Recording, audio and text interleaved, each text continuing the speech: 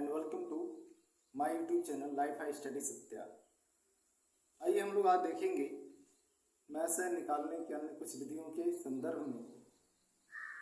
जैसे अगर हमारे पास ऐसी संख्याएं हैं जो एक दूसरे की गुणज हैं, ऐसी संख्याएं जो एक दूसरे की गुणज हो, जैसे कि मान लेते हैं कोई दो संख्या है जैसे 8 और 16, 8 व 16। फिर हम बात करें क्या 17 34। बात करें अब तीन संख्याओं के युग्म की 9 18 36। तो इन संख्याओं का जो मैसा है वो क्या होगा, तो इनका मैसा निकालने के लिए हमें थोड़ा सा दिमाग लगाना है और सेकंडों में ये इनका मैसा निकाला है। क्या होगा, हमने देखा 8 व 16 का मैसा क्या होगा, तो इसके लिए क्या करना है 8 और 16। हमने देखा छोटी संख्या का जो गुणज है वो बड़ी संख्या है। अगर छोटी संख्या का गुणज बड़ी संख्या है तो यहाँ क्या होगा, छोटी संख्या बड़ी संख्या का मैसा होगा। तो छोटी संख्या ही उन संख्याओं का मैसा होगा। जैसे 8 का गुणज 16 है तो 8 ही क्या होगा, 8 ही क्या होगा 8 व 16 का मैसा है। 8 व 16 का अगर आपसे पूछा जाए मैसा क्या है,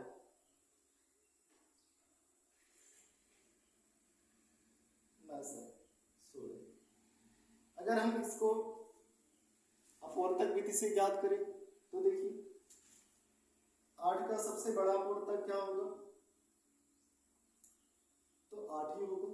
हम जानते हैं प्रत्येक संख्या स्वयं की सबसे बड़ी अपवर्तक होती है, तो 8 के अपवर्तक में सबसे बड़ा अपवर्तक 8 होगा। अन्य अपवर्तक हम लोग क्या देखते हैं 2 4 8। 16 के अपवर्तकों में बात करें 1 2 4 8 16। इस प्रकार हमने देखा 16 का सबसे बड़ा अपवर्तक क्या है 16। अब यहाँ हम देखें कि जो दोनों संख्याएं हैं, दोनों संख्याओं में सबसे बड़ा उभयनिष्ठ अपवर्तक क्या है 8 है। तो हम जानते हैं मैसा क्या है महत्तम उभयनिष्ठ अपवर्तक।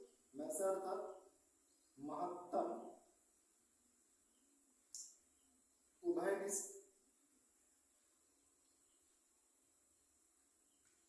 अपवर्तक। इस प्रकार देखा क्या 8 व 16 का मैसा क्या होगा,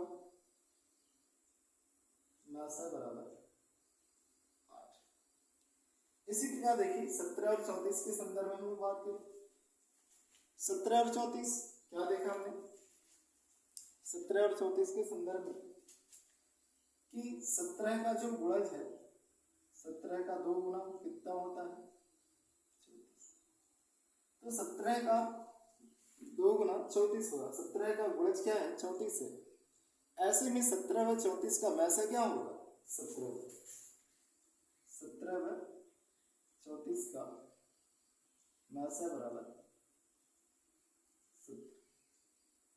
यहां हम लोग देखें कि 9 18 36 के संदर्भ में 9 18 36 के संदर्भ में हम लोग क्या देख रहे हैं 18 का गुणज 36 है और 9 का भी गुणज 36 है। 9 का गुणज 18 है। तो हम लोग क्या देख रहे हैं 9 18 36 में सभी संख्याओं का गुणज क्या है 9। तो 9 18 36 में जो सबसे छोटी संख्या है उसी के गुणज अन्य बड़ी संख्या है। इसका मतलब अगर हम बात करें इनका मैसा 9 18 36 का मैसा या CF कितना कह सकते हैं? 9। कितना होगा? 9 होगा। इसी प्रकार हम लोग बात करें जैसे क्या 3 140 66। अगर हमसे बात किया जाए 3 140 और 66 के संदर्भ में बात किया जाए क्या होगा? तो चेक करिए क्या छोटी संख्या का बड़ी संख्या गुणज है? अगर छोटी संख्या का बड़ी संख्याएं गुणज हैं तो छोटी संख्या ही क्या होगा? उन सभी संख्याओं का मैसा हो जाएगा। तुमने क्या देखा है? 3 का गुणज क्या है? 66। 3 का गुणज 66 है, लेकिन 3 का गुणज 140 नहीं। इसका मतलब इन तीनों संख्याओं का मैसर 3 नहीं है। 3 नहीं है तो क्या होगा? 3 से छोटी कोई संख्या इनका मैसर होगा। 3 से छोटी कोई संख्या इनका मैसर होगा। तो 3 से छोटी संख्या क्या है? हमने देखा 1 है और 2। अब देखिए 1 और 2 में कौन सी ऐसी संख्या है जो सबको विभाजित कर रही है? तुमने देखा 1 व 2 में कौन सी संख्या है जो सबको विभाजित कर रही है? हम जानते हैं 3 अभाज्य संख्या है, तो 3 को 2 विभाजित करेगा नहीं। इसका मतलब कि जो 2 है वो इनका मैसा नहीं होगा। इसका मतलब मैसा क्या होगा?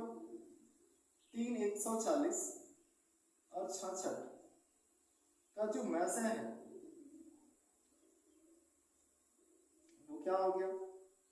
1 हो गया। अगर हम लोग बात करें ऐसे ही यहां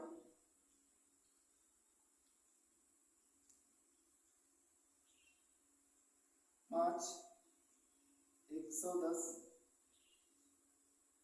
और 135 के संदर्भ में बात किया जाए, इनका मैसर कितना होगा? मैसर कितना होगा? तुमने देखा मैसर में 5 का जो गुणज है वो क्या है? 110।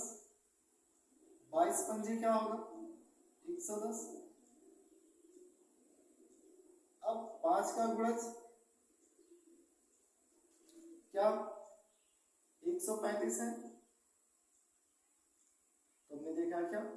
हाँ, 5 का गुणज क्या है? 135 है। 5 का 27वां गुणज, 5 का 27वां गुणज क्या है? 135। तुमने देखा यहाँ सबसे छोटी संख्या क्या होगी? अन्य सभी संख्याओं की गुणज है, या अन्य सभी संख्याएं इस छोटी संख्या की गुणज। यहां सबसे छोटी संख्या क्या है? जो 5 है, इसकी जो गुणज है अन्य सभी संख्याएं, अर्थात 5 सभी संख्याओं का अपवर्तक है।